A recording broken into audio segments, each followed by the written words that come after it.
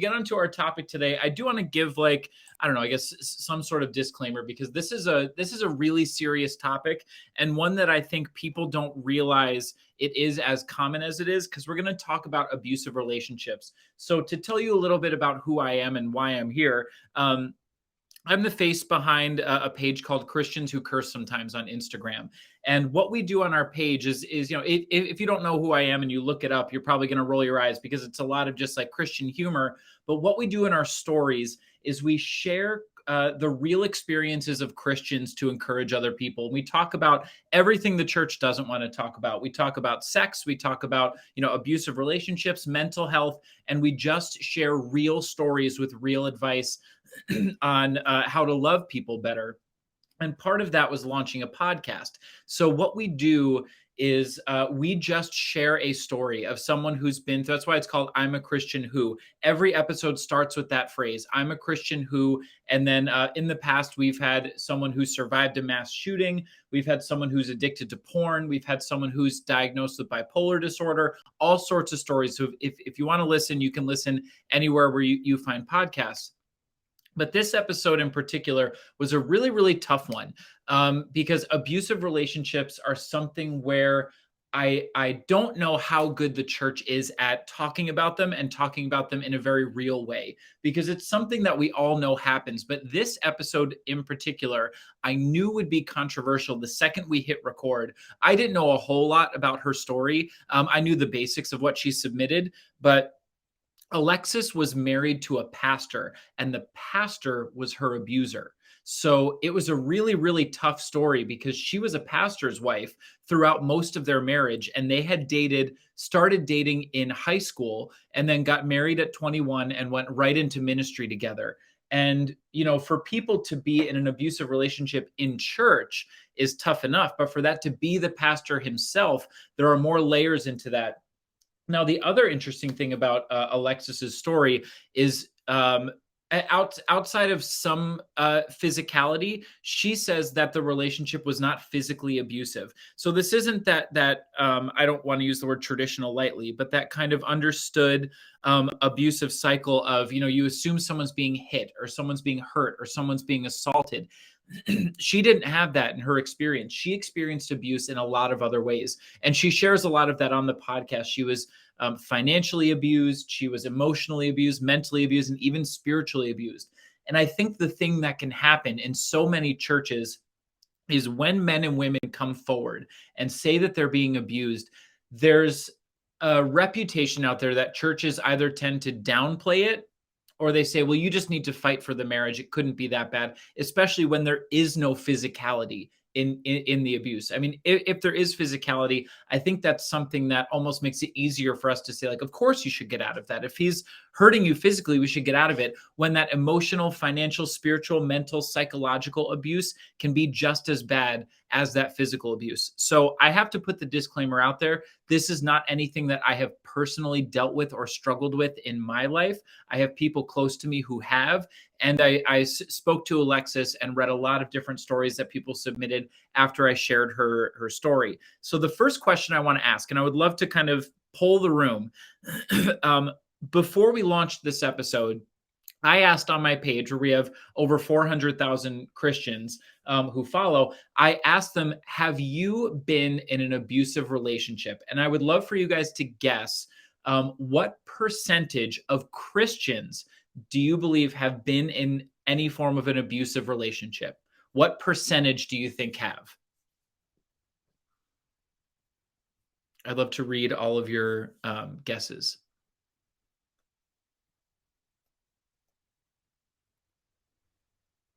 All right, we're seeing a lot of 80, 90, 40, 50. All of you are high, so I guess that's a good thing. But to me, I agree with Gigi right there. Even one is too many. The poll showed that 31% of Christians have been in an abusive relationship. And that means when you're sitting in your church, I always like to talk in church terms, because we can all, relate to sitting in a church building, I feel like, in some way, shape, or form.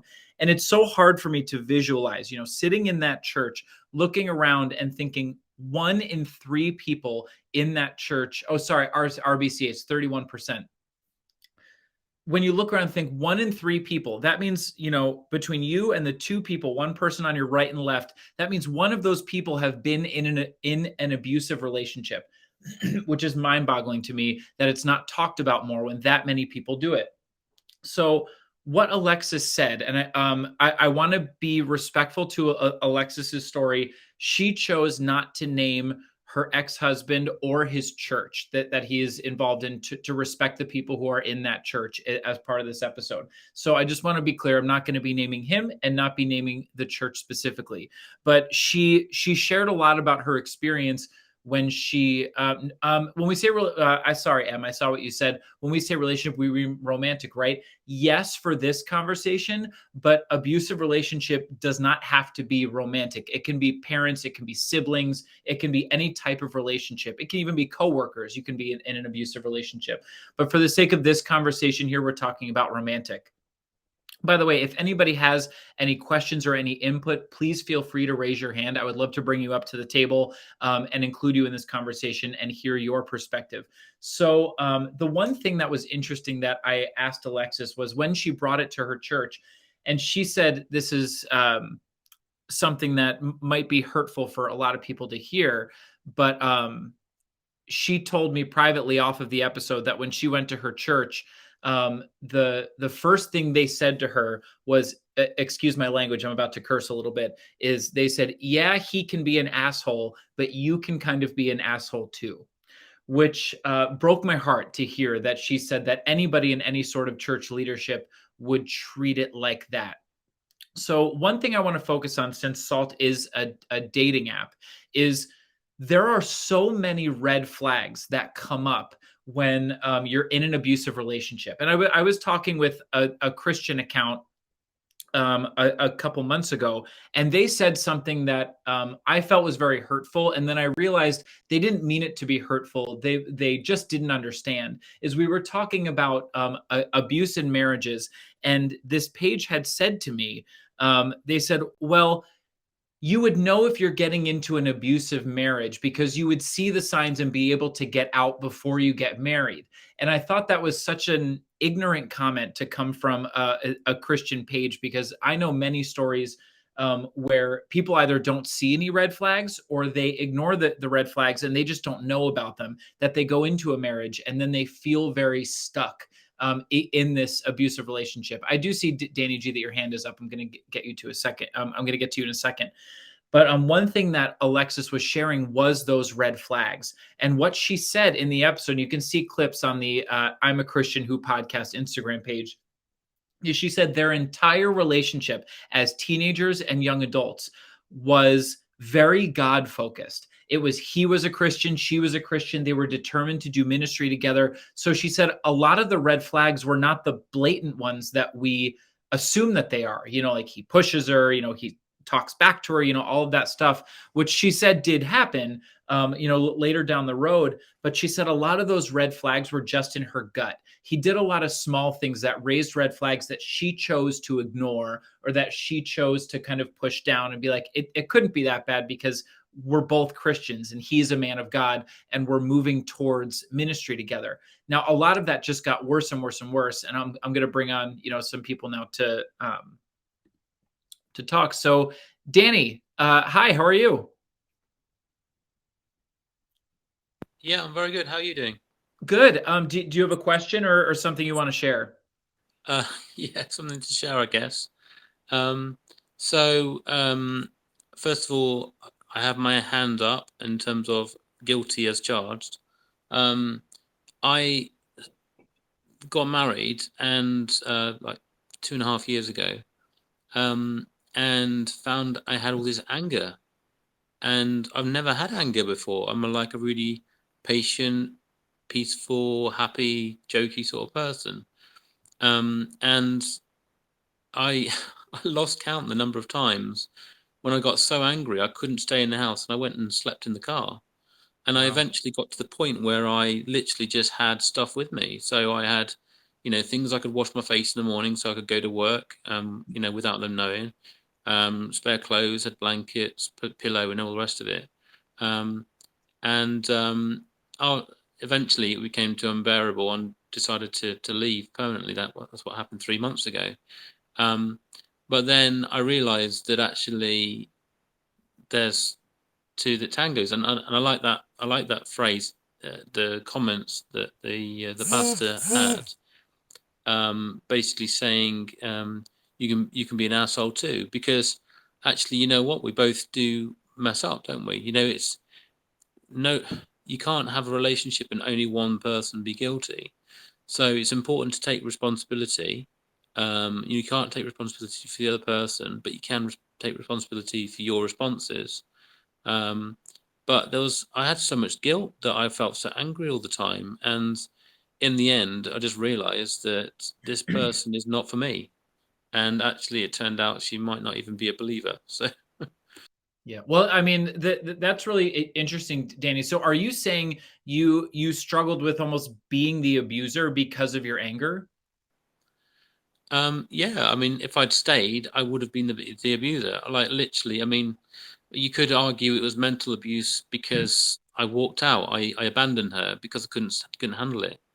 And there'd be times when I'd say to her, "You need to stop talking to me, otherwise I'm going to walk out because you're getting me frustrated now." And she'd carry on talking, and eventually I'd walk out, and it would just be a vicious cycle. So, Danny, were there any signs, before you guys got married, even in yourself, that you noticed yourself doing things that you wouldn't normally do, or things that may have been a red flag that this would have come up later? I think, and to excuse a cliche, love is blind, and particularly when you've waited a long time to meet somebody that has your tick list I had 10 things on my tick list and she ticked all of them. And then my main tick list should have been, have you checked in with God yet? Has God given you any instructions? And that should have been my red flag with myself. But as for her, like, I had no idea that she was going to be so disrespectful and dishonoring to me. Well, I I do want to could give, never. I do want to say what Anna said too, because I think what you said, Danny, is and can be true, that that does take two to tango, and that there are issues. But Anna made a great point, and I was going to point this out too.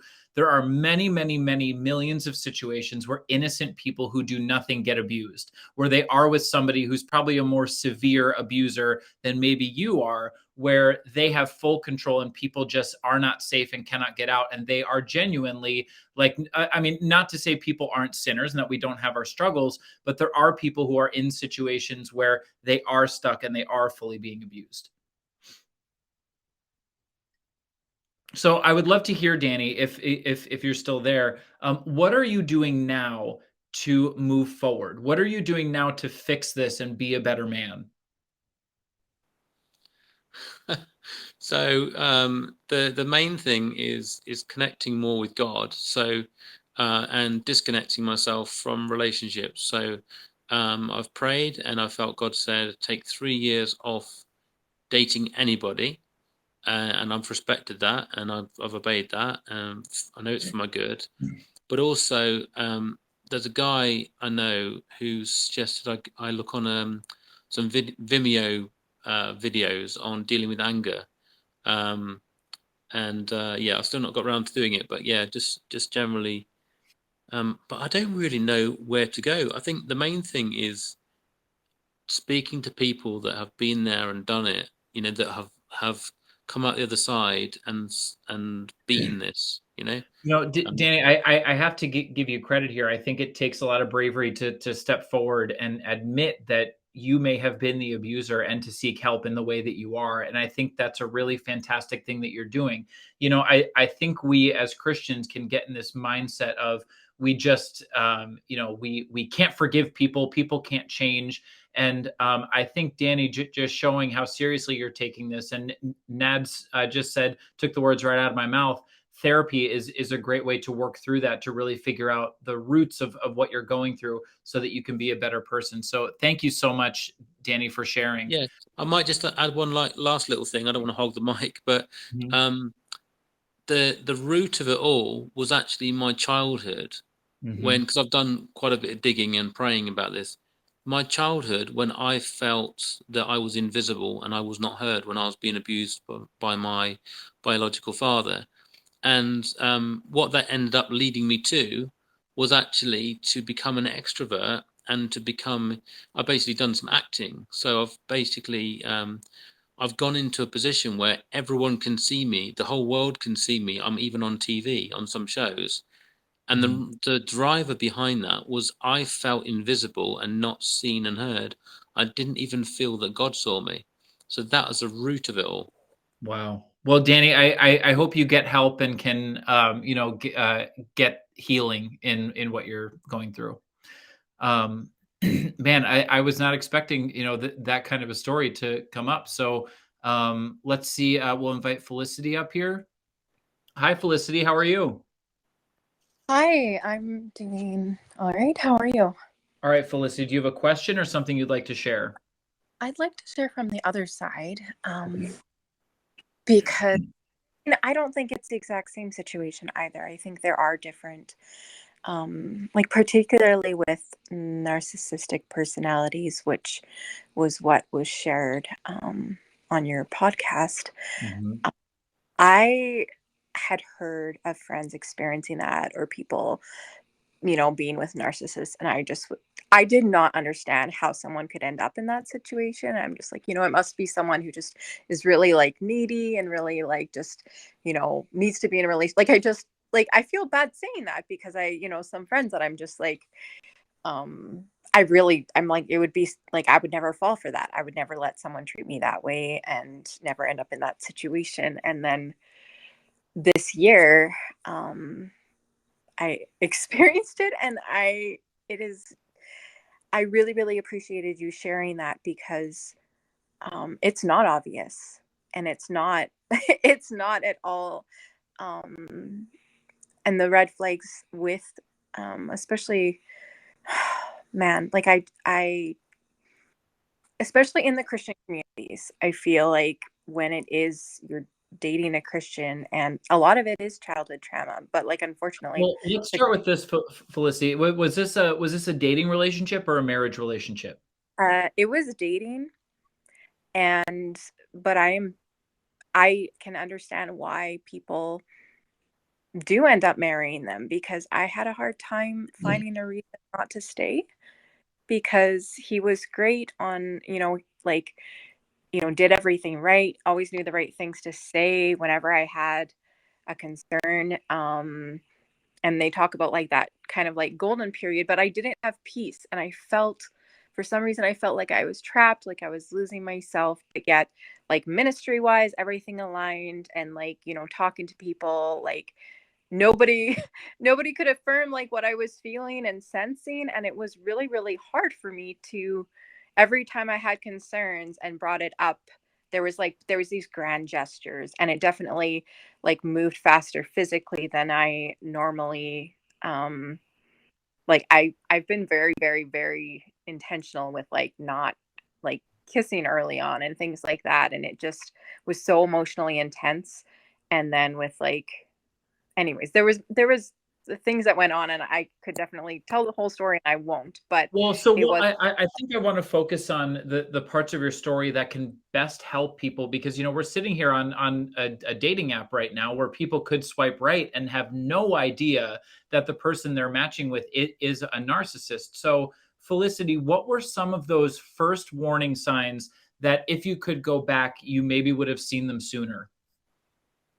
well, the love bombing was something that I brushed aside because I'd heard that thrown around, and it was like he's a great guy. Childhood trauma. He had in a past marriage, you know, done things that he felt terrible about, and I'm want to believe the best in people and I care so deeply about people. So like every like with saying I love you, I want to marry you, there's nothing, like before we even it I, moves I'm so not fast. sure if you saw this question. I'm sorry to interrupt, but D asked, and I think it's important to clarify because I know what it is, but I don't know that everybody does. What is love bombing? I had that question too when it happened because I didn't understand. But yeah, just basically you hardly know each other and you're saying I love you, and just especially when it's like almost, it's a manipulative. Like, it's one thing if someone, is just really overexcited, which I thought maybe it was just the emotional like vulnerability he had, but it was more so manipulative where I was like unsure about things or brought up things that's like, I love you, I want to marry you, and it's like we've just been talking, we haven't even been on a date yet. And so like bringing up those concerns, and just like, so it was so intense, I was so drained through it, and just that lack of peace. Like, I really felt he never said anything that was obviously cruel, but it would somehow just made me feel small and diminished. Like, sharing things almost like patronizing, but it wasn't something I could obviously point to. So I had such a hard time, actually finding things to identify why I was feeling the way that I did. And I think what's interesting, Felicity, is we have to admit, we are, human creatures, and we want to be close to people. And I think when love bombing happens, it's easy to dismiss because it can feel so good to hear those words that we wanted to hear. Like when you've been lonely for a while, been single for a while, if you just moved to a new place and haven't made friends yet, when love bombing happens, it can feel good in that moment. And it's hard to separate ourselves and separate like the I like this feeling to no, this is love bombing and he's trying to control me. So I think it's important to note that the speed of the relationship matches like where you're at. Like if you've been on, I mean, let's be real. We've all, had strong feelings for someone right away, or that like gut feeling where it feels like a match, if this feels like the real deal. But in common sense, you're not going to send the person you just met the like, I think I love you, or even on a first date. So if that stuff is happening and it feels like it's much too fast, you need to trust your gut on that. And I think that's also just that trusting my gut in the future, because it wasn't until I broke up with him and then it kind of him trying to like come back. And then when I finally said that I didn't regret breaking up with him, it was like the longest breakup that went for like 2 months of this like back and forth of him wanting to be friends still. And then I got this like 6-page letter and it was a completely different person.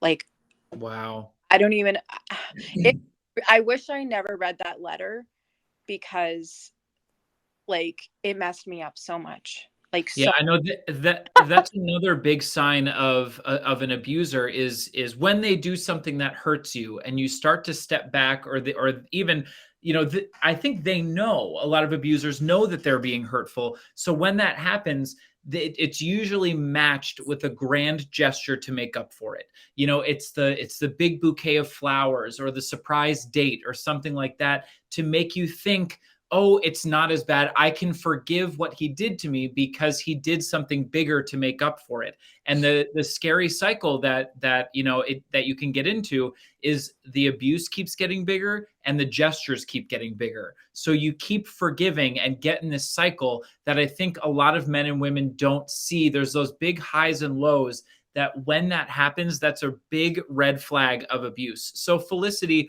what was it for you that was the last straw? Was there a moment where you said, I have to end this based on something he did? well, I broke up with him just because I just, to be honest, I didn't even really like him. It was just that he was like the perfect guy, and it was like this fairy tale, because yeah, it was the huge gestures, it was the I love you, it was so emotionally intense. It wasn't until that letter, it was not, he was basically this, I felt like I was leaving this perfect guy, and it was just because of my gut that I didn't feel like I wanted to be in that relationship. I wanted to be free, and it was a weird feeling. The letter was basically, it was, and I don't know if people know what gaslighting is. I didn't know what it was Mhm. at the time, but basically just tearing me apart. Like, he had put me on this pedestal that I was perfect, he loved me, that there was nothing wrong with me, that, like just all these things, until I said I didn't regret breaking up with him. And then he just basically 36 pages of everything that was wrong with me, but he would still love me and he would help me fix me. Wow. Like, just took everything that I cared so much about, to like my character of just like loving people and trying to like be just like all these things. And he was like, you were so manipulative, you were so, you know, and taking situations that had happened and turning it so that I did the things that he did. Like it was crazy, and it made me feel so sick and so confused as well. Like I was just so confused. So I really had to, it was like going into like support communities of like other people who had experienced that, and listening to different videos on these things that I heard like the exact same words that like he said to me in that letter, the exact same things Wow. that other people had heard from their like ex like narcissist, because it was covert. It wasn't like he wasn't like an arrogant, didn't present that way. So it just, and I don't think that he knows. He did go through trauma, and he does have that defensive, like protective vulnerability, that it's just like to experience like rejection like that. That's how he responded. I don't think that he realizes. Yeah. Well, thank you so much for sharing, Felicia. I do want to move on to someone else, but Yeah. thank you so much for sharing your story.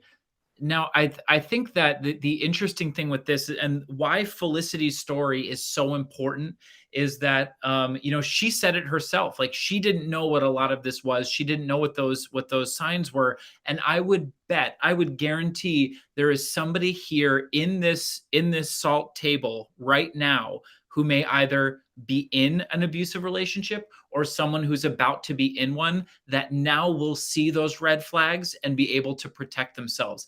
This is why it's so important to share our stories with people. Even, I mean, this is why I applaud the bravery of the people who step forward, because this is an awful thing to be open about and to admit. I mean, because the thing is, there is a level of embarrassment to it. Nobody wants to admit that they got tricked, that they got duped, that they were getting gaslighted. Like, it makes us feel dumb. When dumb people do not get abused, smart people get abused too. It has nothing to say about your intelligence. It is somebody else doing something wrong, and you are not a bad person because of it. So sharing these stories is absolutely changing lives. I'm going to bring on another person to see what they have to say. Influential Blackbird. Hi, who are you? Do you hear me? Hi, do you have a question, or do you have something you'd like to share? Yeah, a question. Sure. So I wanted to know about red flag. To what extent you are responsible to see it or not see it. For example, I know people that use religion to control the relationship, and it can be really bad, really destructive. And in this case, it's just a one-way relationship. You know, when you decide what you want from the relationship, but you don't take the interest of the other person. So my question is, um, uh, how do you see this red flag? Are you responsible to see it or not? That's a great question, and here's the answer that I don't think a whole lot of people want to hear, is that when it comes to red flags, they are, one, very easy to ignore, because a lot of them can be covered up by spiritual abuse. One thing that Alexis said that her husband did was he would use the Bible a lot to cover up a lot of what he was doing. You know, a lot of other Christians who are abusive can say things like, well, you know, the Bible says that the man is in charge. You know, the Bible says that the man's supposed to do this, that you have to submit to me. And it's like the ultimate verse for abusers, because right after that verse about women submitting, it talks about men basically doing the same thing, that men have to love their wives to the point where they would die for them. And if that's not what your spouse is doing, then that is not love. So are we responsible to see red flags? I think the answer is yes and no. Yes, we need to see them. Yes, we need to trust our gut. There's a reason the Holy Spirit is in there giving us those warnings and those convictions. But we also have to take into account that these abusers are manipulators. They are kings and queens of hiding the truth, of making it look different than it is, of all of that. So we do have to see them, and we have to trust our gut, but you also have to realize that these people are smart, and evil is a very powerful force that can take advantage of us. But the point of this is, it's never too late, or it's never too late to leave. a lot of things when it comes to abusive relationships, there's a thing called the sunk cost fallacy, which is basically like if you've been married for a long time to an abuser, a lot of men and women can convince themselves to stay because they're like, well, I've been in this relationship for 10 years. Why would I leave now? I've wasted all that time if I leave. You know, they convince themselves with all of that. And the abuser usually tries to keep them thinking that way. So it's important to know you can leave, you can get out, and your life can be good. Alexis started dating her ex-husband at 14, and they had, I believe, a 10-year marriage before she ended up getting out. So it's never too late. And there are people who've been with abusers for much longer than that who who still get out. So to answer your question, yes, I think we do need to feel that conviction and trust our gut when stuff like that is. When we see red flags, a great way to do that is to bring those red flags to your community. If your partner is telling you not to talk about those things with other people, that is a red flag in and of itself.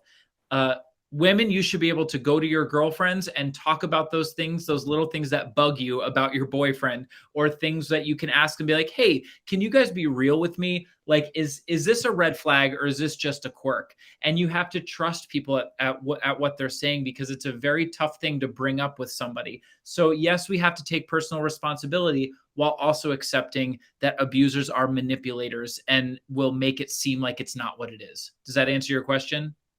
Yes, yes, exactly. Okay, awesome. Thank you so much, Influential Blackbird.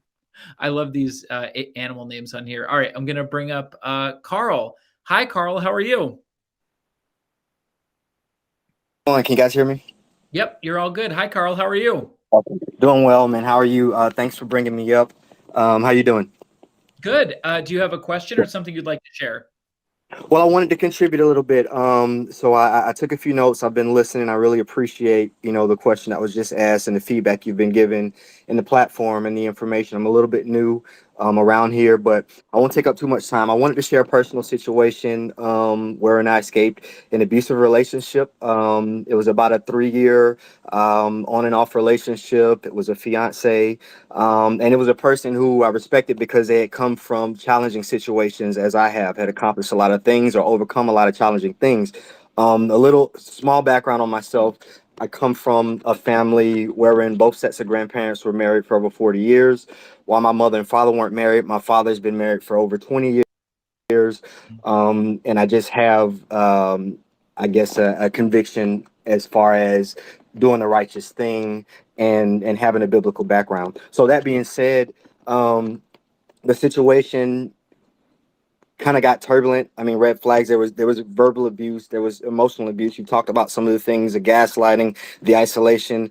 And for me, the one-off is I really believe, as far as identifying a red flag beyond everything at the most basic level is you treat others how you want to be treated. Mm-hmm. The flip side is I think it's reasonable to expect to be treated at a bare minimum, to be treated the way you treat another person. None of us are perfect. We all may have different issues, but it's up to the individual to love themselves and be whole enough to not allow their personal mental issues or any other type of behavioral issues to just cause an abusive situation. Mm-hmm. So, I mean, things like insulting, screaming, jealousy, anger, and honestly, it kind of began with trauma bonds, having gone through some horrible situations and overcome them similarly, and then unhealthy attachments on both of our parts, and then unequal growth. When it started, I was in a low place. I've had a lot of ups and downs, but through that period, God brought me from where I had sank to above and beyond where I had even began. And the person I was with, they weren't able to grow to that extent. However, how did I begin to get out of it? Well, I said, because I felt bad. The person, like I said, they were in a challenging position. So I felt, again, like you just mentioned, you go high. Men are to love that I was raised, men are to love their families as and their wives as God loves the church, and that you should be willing to, et cetera, et cetera. So, even dealing with a narcissistic person who will gaslight and tell you things are your fault and tell you're not a good person, as a good person, I want to speak this to the men out there, and I guess maybe give hope to the women, but it's okay to what did I look within, and I said, okay, this is the situation. This is where we are. I'm going to do this thing gracefully. And that's the other thing about me, whether it's a romantic relationship, a friendship, a family member, or a business relationship. I believe there's kind of two types of people in the world. The type of person who generally likes to see another person succeed. Mhm. And then there's people who get a little bit more enjoyment from seeing you fail. Now, everybody likes to see a bully get a taste of their own medicine, but at the end of the day, even if things don't work out for us, it behooves me for you to be in a better position. So I'm not really looking to tear you down whether things work or not. So that being said, I said, well, you know what? I doubled back. I said, well, I started doing devotion every morning. I started making sure we prayed every night just to try to cover back and make sure I was picking up. But I also reset my boundaries. And some of the things, I had to start doing was exercising more, praying more, reading more, relying on my support network more. Because while the Bible says, leave your parents and find a wife and do these other things, working on things as a man to be self-sufficient, in those times, I find myself reverting back, having more conversations with dad, having more conversations with mom. I'm blessed to have them. And this platforms like this, like-minded people who get on and share. I mean, it's been huge being able to find, shows going on just about every hour on the hour from all over the world. Yeah. So that's it. I mean, just acknowledging my value. Just like in life, when you come across hard things and you have goals, you go a little bit at a time, and you have positive affirmations, and you believe in yourself, and eventually you realize, that's where you become when you double down on your own personal integrity, and reset your boundaries. Then I'm able to see where me and this person really were not as equally yoked as I thought we were. You will notice if you are sticking to his right, then positivity will gravitate towards you. The Lord will reward that, the universe will reward that, and it'll be more obvious. Well, why is this person just so mean and angry? Or why do I feel so bad? And then you just got to be accountable, and you gotta follow God's game plan, and just not put yourself, in the environments that are going to hurt you. Yeah, I love what So Doc thank just said in the chat. She said people can fake being good, but they don't fake being bad. If you see a bad thing, believe that bad behavior because that's who they are. I think that's a great word right there. So, Carl, Praise just asked, what do you do when you realize you're not equally yoked? Like, what are some like? Is that an instant breakup? Well, I think it maybe depends on the personality and like your personal why and where you see yourself kind of in the universe or in the word. I'm kind of a builder, for better or for worse. Like, and it's just my nature, the career path, my interests. I'm a community builder, and as a Christian, as somebody who was raised in the church, I see my position as kind of being required to be the bigger person. And even holding myself out to try to say I'm a real man, to be a bigger person. So I like to leave situations, and sometimes you can't. I mean, if it's health related, if you have to look out for your mental health, you may just have to cold turkey whatever you have to do. But I really like the idea of communication. You gotta think about the things you're gonna need. You're gonna think about, you're gonna have a grieving. It's a process. You have to grieve. You're gonna want to get some closure. You may not be able to get closure from the person or the situation the way you want it, but it's really, it feels good. I say from experience, it feels better when you come out of a situation and you don't have to think back. Well, maybe if I would have done this. I'm not saying that everyone's perfect, and maybe it's harder said than done, but it feels better when you can think back on your actions and remember the opportunities that you gave and how you were there, and try to listen and understand, and just look at it outside of your own point of view. Again, it depends on what you were trying to accomplish. If it was just a friendship and something light, or how far down you got down there. But somebody said something the other day about the levels of faith that we're at, and a baby Christian or someone experiencing faith and the different levels of growth. So I mean, people talk about starting it off in friendship. So it kind of depends on how you start. But I say begin with the end in mind. Not, of course, maybe you want to be married, but you want to be a whole person regardless of who you come in contact with, and it's best to want that person to be whole also, at least as whole as they were when they came into it. All right, great. Well, thank you so much, Carl. That was so insightful. Thank you so much for sharing so openly. Yes, sir. Thank you. All right, I'm going to try to get to one more. All of these stories are so incredible, and I want to thank everybody for being so open and for the great commentary you guys have in the comments so far. I love seeing Christians come together to help each other out. So I want to invite Nick up. Hi, Nick. How are you?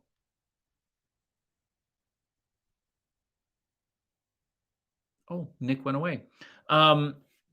Okay, I see one person raising their hand. It's Danny again. Danny, did you have something you wanted to add?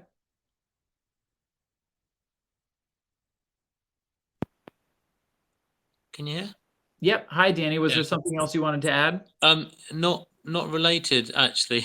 I've just had a message. I just was going to encourage everyone to pray if they can, because basically the Israeli Defense Force have found that the main headquarters of Hamas is directly underneath a main hospital in Gaza, and the IDF, thousands of IDF going in now. So Wow. it'd be good to pray that there's no bloodshed whatsoever, because no one should be hurt.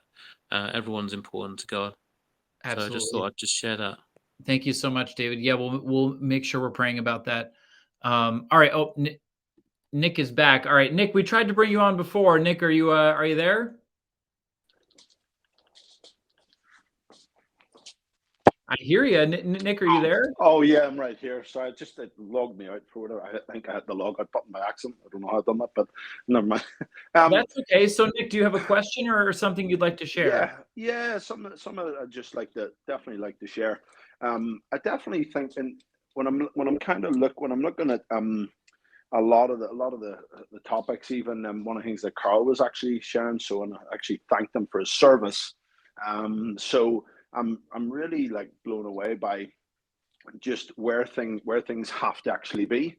And I know from kind of looking at a lot of the things, I think when it comes to like abuse and things like that, I think there's because if you look at things, they're seen as like, so when somebody says, okay, what is abuse, right? Yeah. My view of abuse, and I've seen it in a number of different spaces. I've seen it in the business space. I saw it when I was in the forces, like a complete abuse of power. And basically, one of the biggest ones I think I'd ever seen, especially when I was in the forces, because where there was obviously women within our platoon, and basically a couple of girls started getting involved with senior NCOs, and I just don't think that's ever really good. And it got so bad to a point that we got told off because pretty much a lot of guys, and especially they literally weren't respecting like senior NCOs and commissioned officers, but simply because they had done things. And then we were turning around, and I saw some really bad stuff, and I thought, and then it was funny because we were on a company parade. I remember, and nobody would respect, like, and this was like a major, you know what I mean? So if you're a soldier, like, and you're making a decision, well, I'm not going to, and so they like lost respect because people could see the abuse that was going on. And I was thinking, and in fact, I'm actually writing about it in my book in terms of the abuse that kind of went on. People saying, "Oh, but you cost this guy's marriage." Well, look at the abuse that he's doing. So you can't really say stuff like that. But if you're looking at, for example, and the guy was a complete narcissist, like to the core, like, and the sort of stuff that he was doing. Like I remember when and I just turned around and I just wasn't respecting him. So he could tell, and he put me on the abusive position, and he put me on restriction of privileges for like 3 weeks. For like no reason, guard duty, ripped away all my leave, everything. That's something that I think is important to note too, is abuse in relationships where there's a person of power.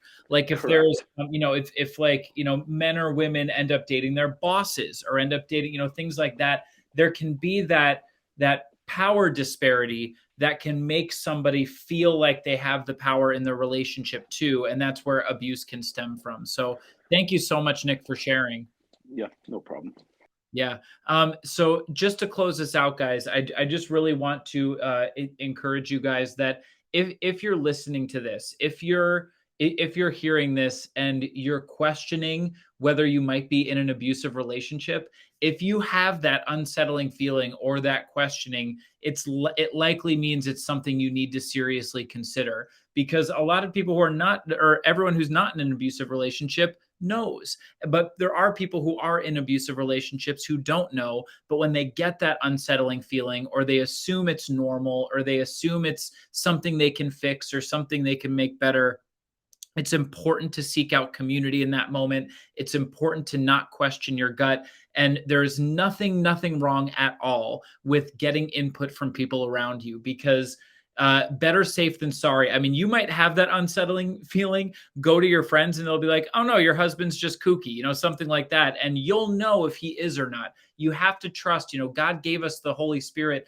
for that conviction, and we have to trust it. Yeah, exactly what Felicity just said. If you don't have peace, it's likely for a reason, and it may be your spouse or partner. It may not be, but it's important to trust that. So I want to thank you guys all for coming, and I also want to tease up next week's episode. If you haven't listened to the podcast, I'm really proud of it. It's called the I'm a Christian Who podcast. It's where all podcasts are. And next week we're doing an extremely difficult topic. We're going to be talking about with a Christian man who survived a suicide attempt. And that's another topic that really isn't discussed a whole lot in the church or in Christian circles. So we're going to be talking about some of the signs of that and some mental health topics next week. But thank you guys so much for coming.